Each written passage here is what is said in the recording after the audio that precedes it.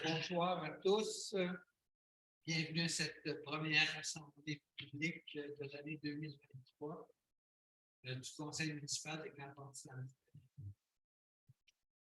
Je voudrais commencer par vous souhaiter une bonne année à tous.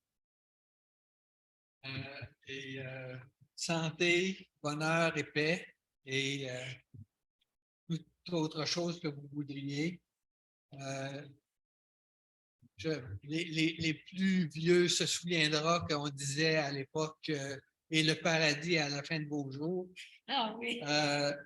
J'avais envie de vous dire et une caserne de pompiers avant la fin de l'été. Pas mauvais, ça, là. On se souhaite ça.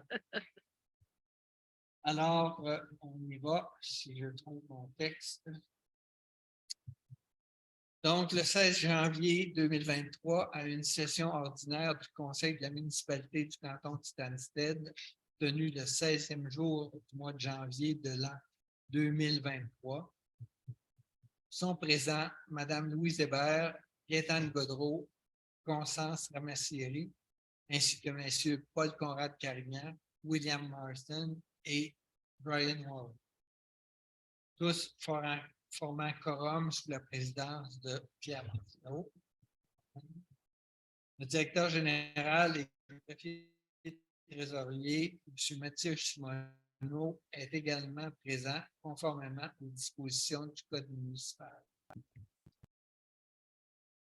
Point 1, l'ouverture de la séance. Donc, j'ouvre pour la séance. Il est 19h02.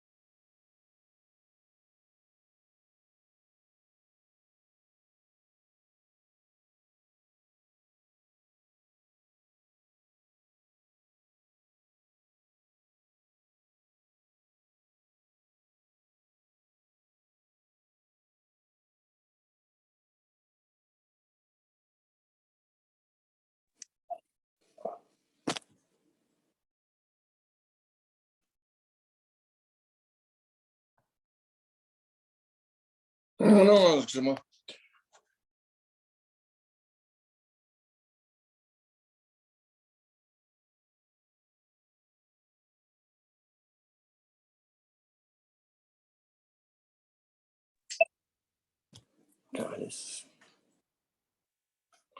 Juste pour vous dire qu'il n'y a pas de son.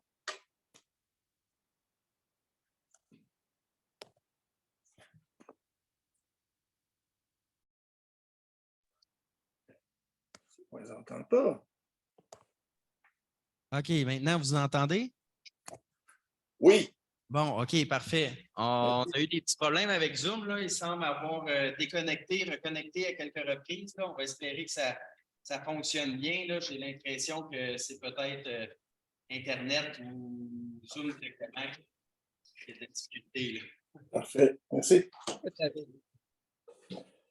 Allez-y, on vous écoute. Moi, j'ai rien à dire. Je voulais juste vous dire qu'il n'y avait pas de son. On ne vous entendait pas. Parfait. Ah, OK. OK, merci. Est-ce qu'il y a d'autres questions? Oui.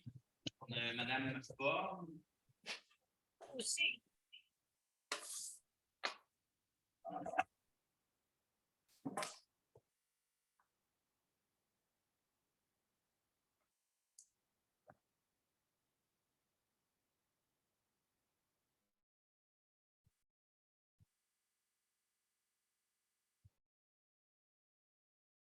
Est-ce que tu nous entends, Lucie? Le micro est fermé.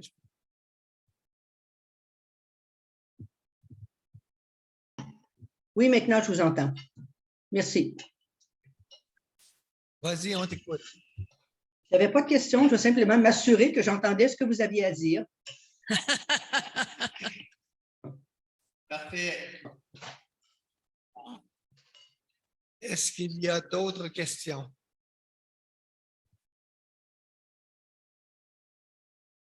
Donc, nous avons reçu une question de M. Pat Polini concernant la réfection du chemin Fitch-Bay. Il y a évidemment beaucoup de questions dans la question de M.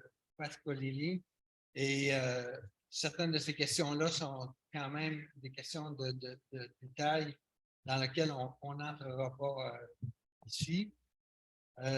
Je vais simplement vous mentionner que concernant les questions, les plans et devis pour la réfection du chemin Fitch-Bay ont été confiés à la firme d'ingénieurs EXP, mais selon les directives de la municipalité. C'est la municipalité qui a indiqué a priori au départ qu'est-ce qu'on voulait, mais c'est la firme EXP qui a fait les plans et devis.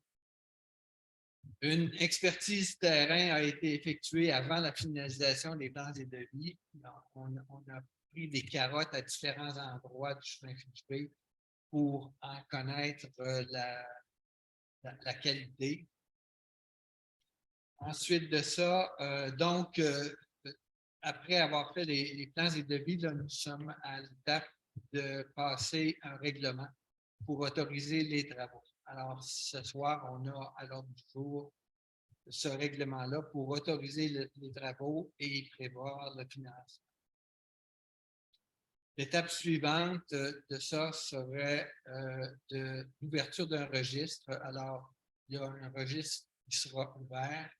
La date et l'heure du registre sera annoncée éventuellement. Ce registre-là, s'il y a suffisamment de signatures, pourrait nous mener à devoir aller en référendum. Mais si tout se passe bien, si on passe l'étape du registre et du référendum sans problème, nous serons ensuite prêts à passer à l'étape suivante, c'est-à-dire aller en appel d'offres pour l'exécution des travaux.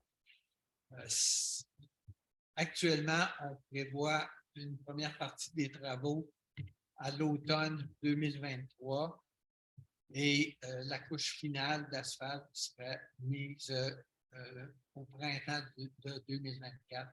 C'est selon les plans qu'on parle actuellement. Pour les autres questions de M. Pascolini, on va trouver des réponses et on va communiquer avec M. Pascolini pour lui donner une réponse. Est-ce qu'il y a d'autres questions?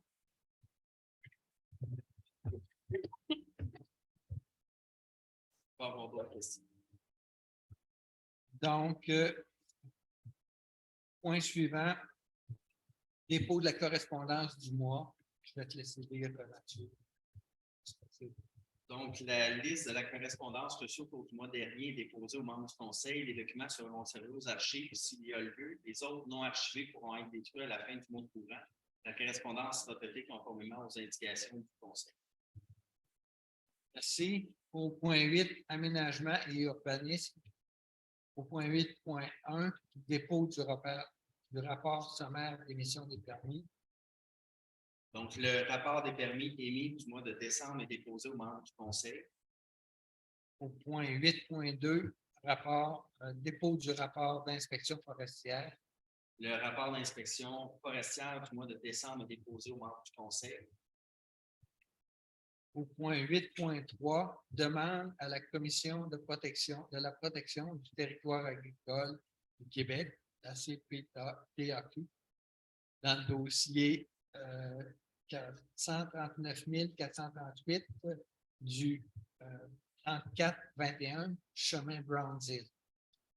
Donc, attendu que M.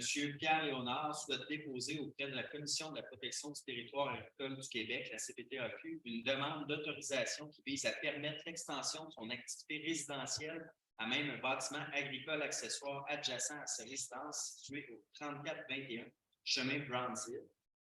Attendu que la municipalité doit, conformément aux articles 58.1 et 58.2 de la Loi sur la protection des activités agricoles, transmettre à la CPTAQ sa recommandation sous forme de résolution afin de lui permettre de statuer sur la demande.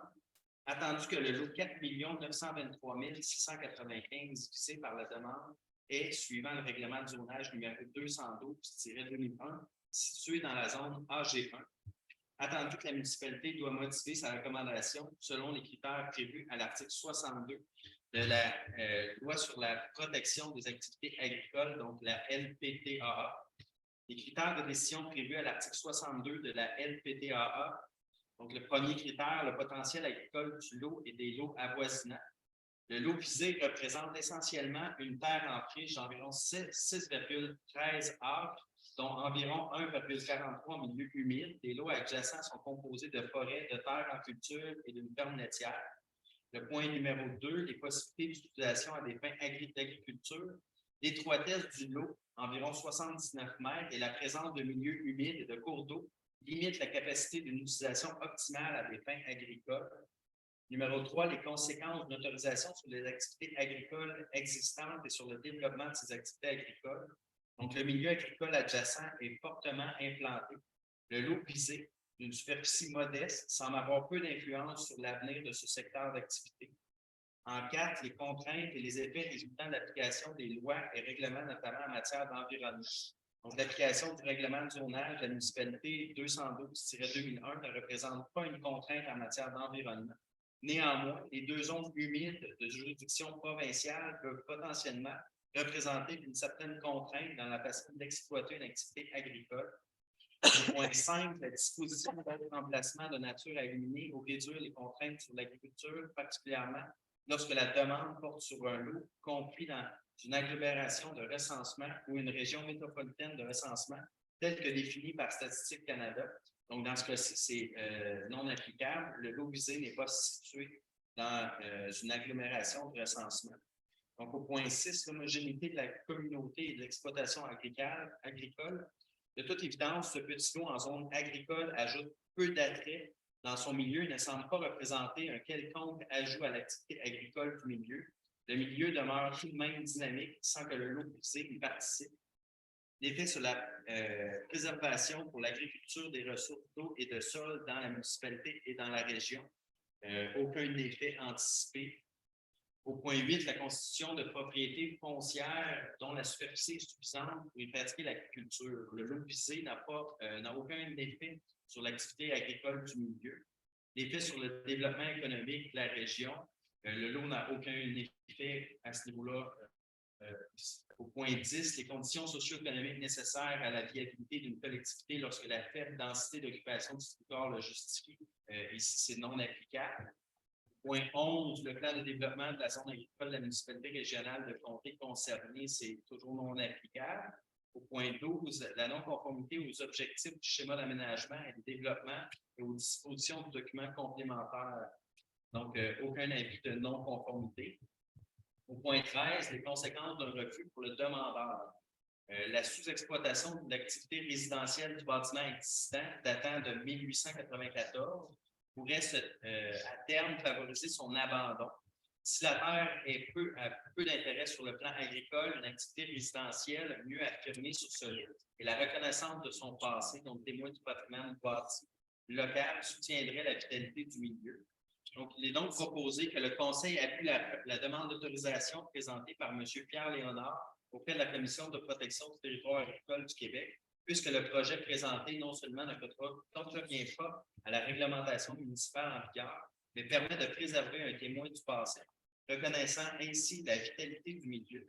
Une copie de la présente résolution soit acheminée aux demandeurs ainsi qu'à la Commission de protection du territoire agricole du Québec. Proposé par. Quelqu'un propose? Brian. Secondé par Paul Conrad. Est-ce que tout le monde est d'accord? Oui. Donc, c'est adopté. Au point 9, désignation de 3 citoyens pour siéger au comité consultatif d'environnement.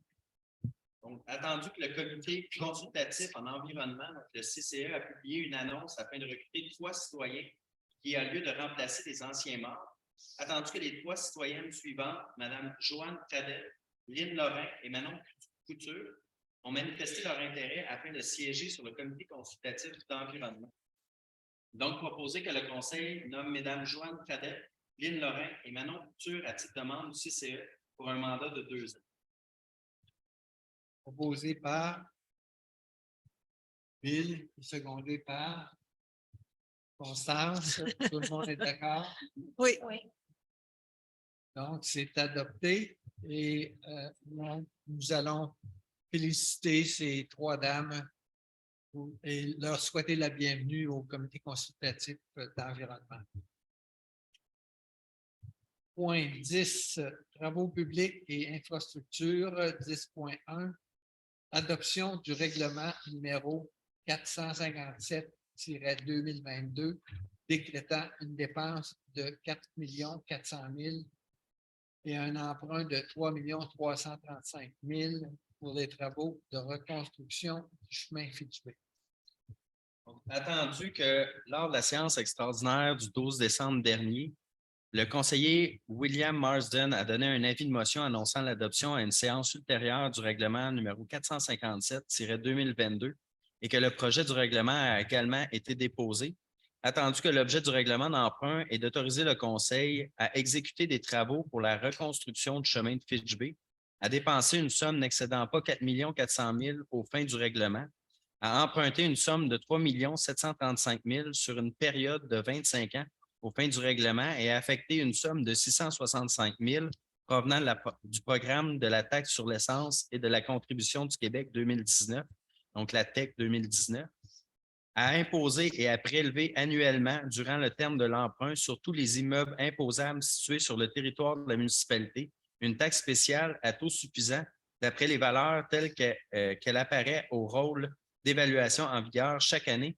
pour pourvoir aux dépenses engagées relativement aux intérêts et au remboursement en capital des échéances annuelles de l'emprunt, à affecter à la réduction de l'emprunt décrétée par le règlement toute contribution ou subvention pouvant lui être versée pour le paiement d'une partie ou de la totalité de la dépense décrétée par le règlement et à affecter au paiement une partie ou de la totalité du service de la dette, toute subvention payable sur plusieurs années.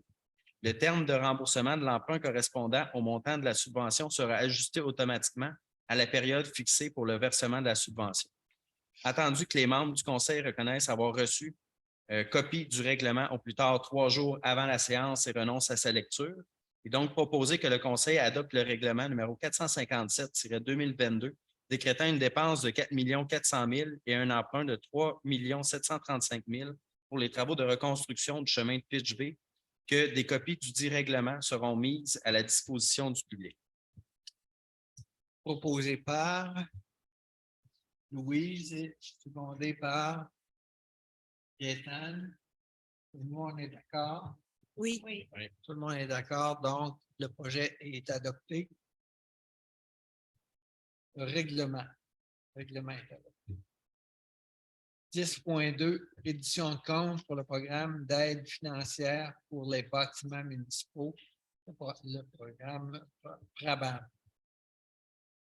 Donc, attendu que le ministère des Affaires municipales et de l'Habitation met à la disposition des municipalités un programme d'aide financière pour les bâtiments municipaux, donc le PRABAM, attendu que ce programme permet aux municipalités de réaliser des travaux de rénovation, de réfection, de mise aux normes, d'agrandissement ou de construction visant les infrastructures à vocation municipale et communautaire et leur aménagement connexe, attendu que les travaux ont été réalisés dans l'année civile au cours de laquelle le ministre les a autorisés, attendu que les travaux de peinture et de réparation de la mairie située au 778 chemin Sheldon ainsi que la réfection de la toiture de la caserne située au 312 chemin Chanel sont admissibles au PRABAM, attendu que les instructions ont été indiquées par le PRABAM et doivent être suivies afin d'obtenir le versement d'aide financière, attendu que si la reddition de compte est jugée conforme, le ministre fait un versement aux municipalités en fonction de la liste des travaux qu'il a approuvés, sans toutefois excéder le montant maximal de l'aide tel qu'il apparaît à la lettre d'annonce.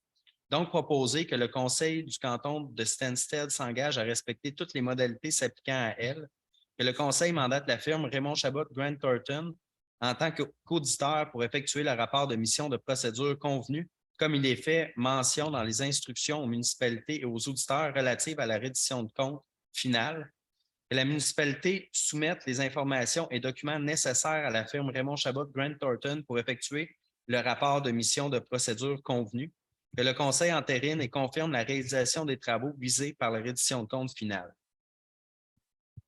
Proposé par Constance, appuyé par Paul Conrad. Est-ce que tout le monde est d'accord? Oui. Tout le monde est d'accord, c'est adopté.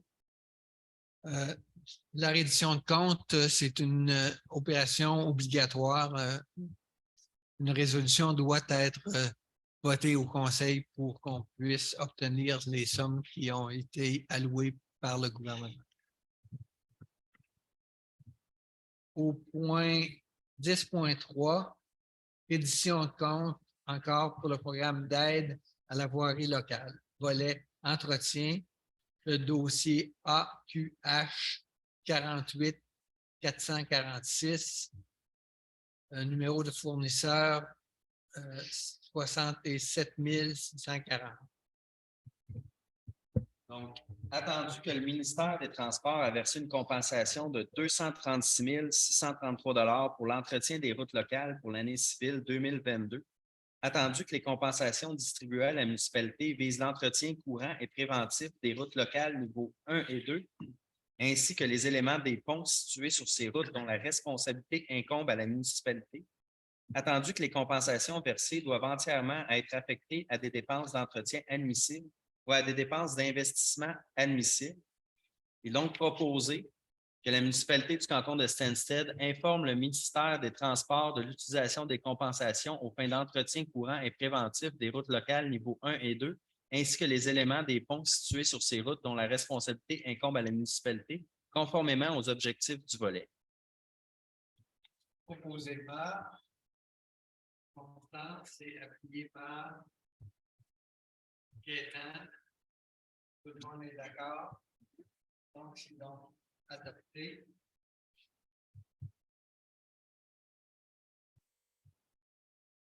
Point 11, trésorerie et administration. 11.1, approbation des comptes payés et impayés. Donc, il est proposé que le Conseil approuve la liste des comptes fournisseurs soumis payés pour le mois de décembre 2022 et autorise le directeur général à payer du Fonds général les comptes fournisseurs pour le mois de décembre conformément à la liste approuvée. Donc, le total des comptes payés est de 614 782,10 $. Le total des comptes à payer est de 0 $ et que le Conseil approuve la liste des salaires pour le mois de décembre 2022 pour un montant de 43 992,66 $. Proposé par Paul Conrad, appuyé par Joël. Tout le monde est d'accord? Oui. Donc, c'est adopté. Je mentionnerai, comme c'est un montant qui est quand même assez élevé, il y a une partie importante de ça, c'est-à-dire à peu près 350 000 $ qui est un montant payable pour la construction de la caserne. Il y a aussi un montant de près de 100 000 pour le déneigement et 20 000 pour les matières résiduelles. Alors, ce sont les principaux montants qu'on paie ce mois-ci. Je retrouve mon texte. 11.2, rapport de délégation de pouvoir. Donc, les rapports de délégation de pouvoir du directeur général, du responsable de la voirie et des infrastructures et du chef pompier pour le mois de décembre sont déposés auprès des membres du conseil. Donc, le rapport du directeur général est de 1091,24. Le rapport du responsable de la voirie et infrastructure est de 13 246,66. Le rapport du chef pompier est de 0 $. D'accord. Le point 11.3, règlement numéro 459-2022, établissant le budget et fixant les taux de taxes pour l'exercice financier 2023. Adoption. Donc, attendu que lors de la séance extraordinaire du 12 décembre dernier, la conseillère Louise Hébert a donné un avis de motion annonçant l'adoption à une séance ultérieure, le règlement numéro 459-2022. Attendu que ce règlement a pour objet d'établir le taux de taxe et le budget pour l'année 2023. Attendu que les membres du conseil reconnaissent avoir reçu copie du règlement au plus tard 3 jours avant la séance et renoncent à sa lecture, il est proposé que le conseil adopte le règlement numéro 459-2022 établissant le budget et fixant les taux de taxes pour l'exercice financier 2023, que le dit règlement sera affiché sur le site Internet le plus rapidement possible.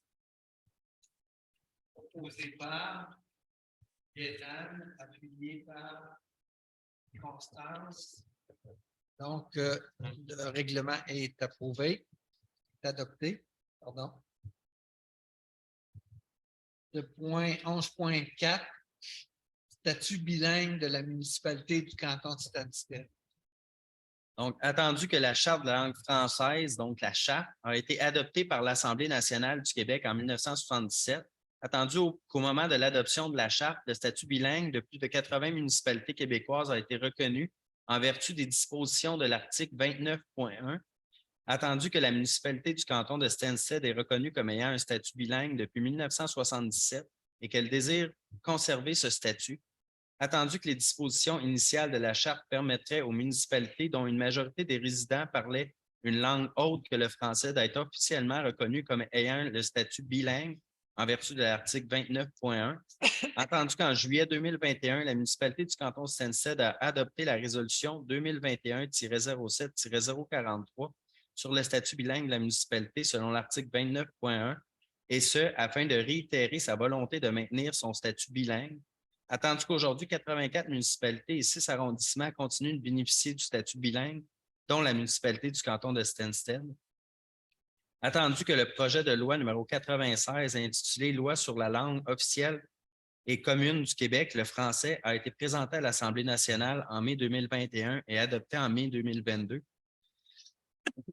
Attendu que la loi numéro 96 modifie la charte par l'insertion de l'article 29.2 qui donne pouvoir à l'Office québécois de la langue française de retirer le statut bilingue à une municipalité dont la population non francophone est inférieure à 50 %, et ce, dans les cas où l'Office a transmis un avis à la municipalité indiquant que son statut sera révoqué si une résolution demandant le maintien du statut bilingue n'a pas été reçue dans les 120 jours, attendu que selon le recensement de 2016, les anglophones représentent 15 % de la population de la municipalité du canton de Stansted, attendu que le recensement ne tient pas compte des résidents non permanents ayant des résidences secondaires dans les communautés rurales et de villégiature, il est proposé que la municipalité du canton de Stansted désire maintenir le statut bilingue qui lui a été accordé le 22 avril 1978 et désire le conserver jusqu'à ce qu'elle en décide autrement, qu'avec autant de conviction que lors de l'adoption de la résolution 2021-07-043 en juillet 2021, que la municipalité du canton de Stansted souhaite maintenir son statut bilingue, peu importe toute fluctuation de sa population rapportée par les données de recensement, que les résidents et le conseil de la municipalité du canton de Stansted considèrent la reconnaissance du statut bilingue de notre municipalité comme essentielle au caractère de la municipalité et comme témoignage de la présence historique des deux communautés, anglophones et francophones dans le canton de Stansted, que le Conseil considère que le libellé de l'article 29.2 est perfide, privant les municipalités du droit de demander le retrait du statut bilingue lorsqu'elles le jugent nécessaire et les oblige à demander à plusieurs reprises au gouvernement de maintenir ce privilège, qu'une copie de la présente résolution soit transmise au Premier ministre du Canada, au ministre du Québec, au commissaire aux langues officielles, à la Fédération canadienne des municipalités, à la Fédération québécoise des municipalités et à l'Union des municipalités du Québec. Au départ, appuyé par est-ce que tout le monde est d'accord? Oui. Tout le monde est d'accord. Donc, c'est adopté. Point 11.5, règlement numéro 458-2022 sur la rémunération des adoptions. Attendu que lors de la séance extraordinaire du 12 décembre 2022, la conseillère Constance Ramassieri a donné un avis de motion annonçant l'adoption à une séance ultérieure du règlement numéro 458-2022 et que le projet du règlement a également été déposé. Attendu que ce règlement a pour objet d'établir la rémunération des élus, attendu qu'un avis public a été publié conformément aux modalités de l'article 9 de la loi sur le traitement des élus municipaux, attendu que les membres du Conseil reconnaissent avoir reçu une copie du règlement au plus tard 3 jours avant la séance et renoncent à sa lecture, il est proposé que le Conseil adopte le règlement numéro 458-2022 portant sur la rémunération des élus, que le dit règlement sera publié sur le site Internet de la municipalité le plus tôt possible. Proposé par Constance, appuyé par Paul Conrad. Selon les modalités de la loi, pour ce règlement-là, le maire doit faire des rapports et aussi le doit être alors, je vais demander à chacun de.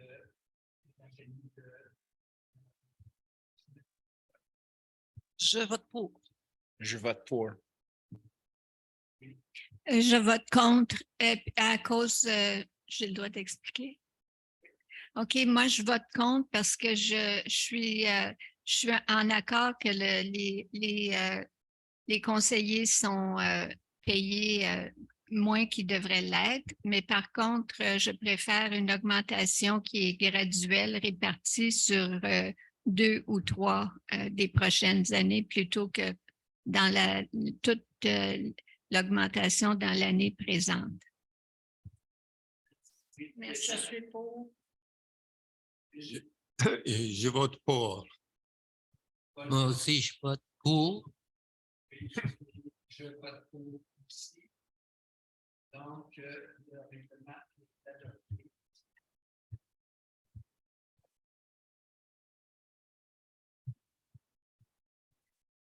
Maintenant, le point 11.6, montant de surplus affecté vers le surplus libre, réflexion du chemin.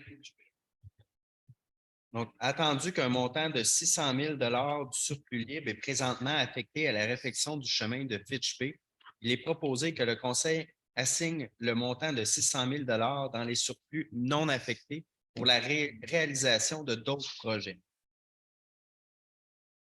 Alors, c'est proposé par et secondé par Gaëtan. Est-ce que tout le monde est d'accord? Oui. Je vais juste expliquer un petit peu cette résolution-là. Dans le cadre du règlement sur la réfection du chemin Fitch-Bay, on avait dans les 3 dernières années réservé des montants de 200 000 $ par année pour la réfection du chemin Fitch-Bay. Maintenant, il nous reste actuellement dans les montants de la TEC, c'est-à-dire la subvention sur la taxe sur l'essence, il nous reste un montant d'au-delà de 600 000 $. Alors, on a préféré utiliser ce montant de 600 000 $ là pour la réfection du chemin Fitch-Bay et en conséquence, on doit retourner le montant qui est réservé actuellement pour la réfection du chemin Fitchburg. Ce montant-là qui est dans le surplus affecté, on doit le retourner dans le surplus libre et c'est le but de cette résolution-là. Merci. Alors, au point 11.7, achat de mobilier de bureau. Voilà. Attendu que certaines chaises et bureaux ne sont plus convenables pour le travail des employés, il est proposé que le Conseil octroie un montant maximal de 5 350 $ pour l'achat de 2 bureaux de travail ainsi que 8 chaises de travail. Proposé par Brian, signé par Gaëtan. Tout le monde est d'accord? D'accord. Donc, c'est adopté. Au point 12, oui, 12.1, offre de service pour l'aménagement paysager des principaux axes routiers. Attendu que le Conseil désire revitaliser les principaux axes routiers, soit la route 247, le chemin de Fitchburg et le chemin Narrows, ainsi qu'au parc Foran, en ajoutant des arbres, attendu que l'agent communautaire a fait des démarches en ce sens et a demandé à 2 compagnies de nous soumettre leur prix, attendu qu'une seule compagnie nous a soumis une offre de service, soit Mme Catherine Fernet, architecte paysagiste senior, attendu que son offre inclut un plan et devis d'analyse sommaire des buts et des bâtiments ainsi que les essences proposées. Il est donc proposé que le Conseil accepte l'offre du 8 décembre 2022 de Mme Catherine Fernet, architecte paysagiste senior, au montant de 5 700 $ plus taxes, que le montant de la dépense soit approprié à même le poste budgétaire numéro 02 62 101 996. Proposé par Paul Conrad, signé par Bill. Est-ce que tout le monde est d'accord? Oui. D'accord. Tout le monde est d'accord. Merci, c'est adopté. Alors, on passe maintenant à la deuxième période de questions. Est-ce qu'il y a des questions sur Internet?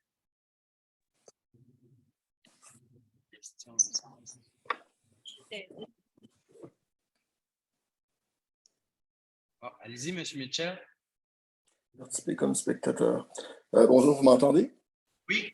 Oui. Je voulais juste revenir sur le point 10.2. J'ai peut-être manqué ça. Les bâtiments qui ont profité du programme Prabam, ça a été la réfection, repeindre la mairie. Et qu'est-ce qu'il y avait d'autre? Le toit de la caserne. C'est le toit de la caserne de Georges. D'accord. Et éclairez-moi sur ce programme-là. Est-ce que c'est un programme ponctuel? Il n'y en a qu'une fois ou il va être récurrent dans les prochaines années? C'est une question difficile à répondre, ça. C'est un programme récurrent, mais qui est alloué à chaque année. Alors, le programme, je pense, existe de façon permanente, mais ça ne veut pas dire qu'on aura un montant cette année. D'accord. Merci. Une autre question? On n'a pas d'autres questions.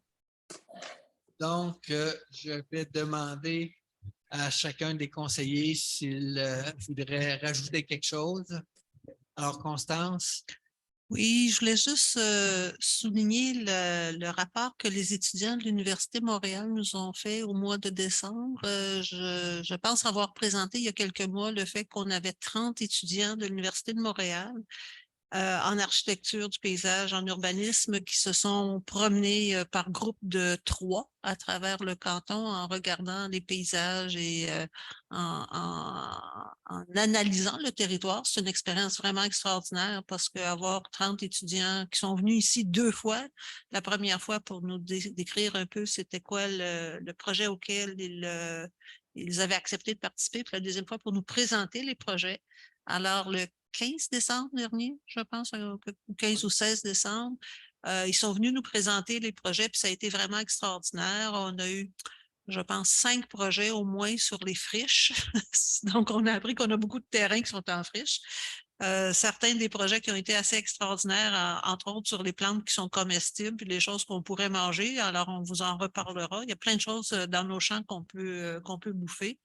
Il y a eu plusieurs projets aussi sur les sentiers et sur les parcours. Alors ça a été particulièrement intéressant, entre autres, les reliant beaucoup au sentier Panorama. Alors, ça a été, je pense, une inspiration pour eux. Puis ça a été une inspiration pour nous aussi, jusqu'à un parcours nautique qui partirait de la baie Fitch en dessous du pont et qui se rendrait jusqu'à Georgeville. Et aussi 2 projets pour les chœurs villageois. Alors, après les avoir reçus au mois de décembre, on a l'intention de retourner auprès des professeurs qui ont été là. Ils vont nous remettre les documents. J'essaie de les contacter pour savoir quand est-ce que les étudiants ont remis les travaux finaux. On ne les a pas encore, mais aussitôt qu'on les aura en main, on va faire une nouvelle rencontre avec les citoyens qui ont participé et les gens qui ont voulu participer aux 2 premières rencontres, pour essayer de voir parmi ces projets lesquels on peut faire nôtre et lesquels on voudrait réaliser, parce qu'il y en a qui sont tous très sympathiques, certains qui sont plus faisables que d'autres, puis il y en a qu'on pourrait faire assez facilement. Alors, je voulais faire rapport de ce projet qui a été vraiment extraordinaire pour la municipalité. Merci, Constance. Brian? Non, j'en ai rien. Bien arrêté. Louise? Bonne année à tous nos citoyens, puis beaucoup de bonheur. Merci. Gaétane? Bien ajouté. Bonne année encore une fois. Et passez une bonne année. Une année pleine de bonne santé. Pour le comité de revitalisation, la prochaine réunion, c'est le 21 février à 13h30. Merci. Alors, merci à tout le monde. Alors, je pense que j'ai déjà fait mes souhaits de bonne année. Alors, je vous remercie tout le monde de votre participation et à la prochaine. Merci. La levée de l'Assemblée. Oui. Est-ce que quelqu'un qui vote? Est-ce que Gaétane, est-ce que quelqu'un qui vote? C'est Gaétane Godreau qui lève l'Assemblée. Il est 19h40. Merci à tous.